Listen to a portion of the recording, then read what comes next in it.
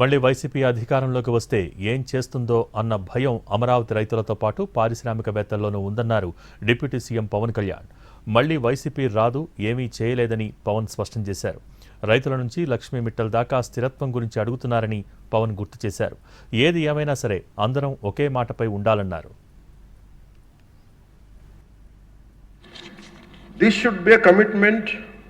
ఇందాక లోకేష్ గారు చెప్తా, ప్రతి ఒక్కరికి ఇదే భయం ఉంది, మళ్ళీ రేపు పొద్దున వీళ్ళు వస్తే ఏం చేస్తారని.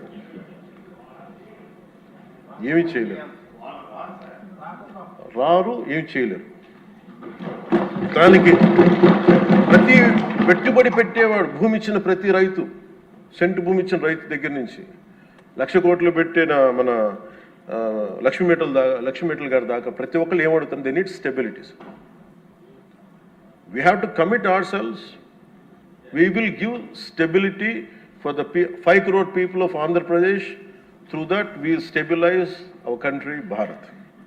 ఇది కనుక మనం నిలబడకపోతే మనందరికీ భిన్నమైన అంశాల్లో కొంత తేడాలు ఉండొచ్చేమో, అభిప్రాయ భేదాలు ఉండొచ్చేమో, పాలసీ ఎలా కాకుండా ఎలా చేయొచ్చేమో అభిప్రాయ భేదాలు వస్తాయేమో, రావచ్చేమో నాకు తెలియదు. ఇప్పుడు దాకా రాలే, సంతోషం. రాకూడదని నేను కోరుకుంటున్నాను ఖచ్చితంగా.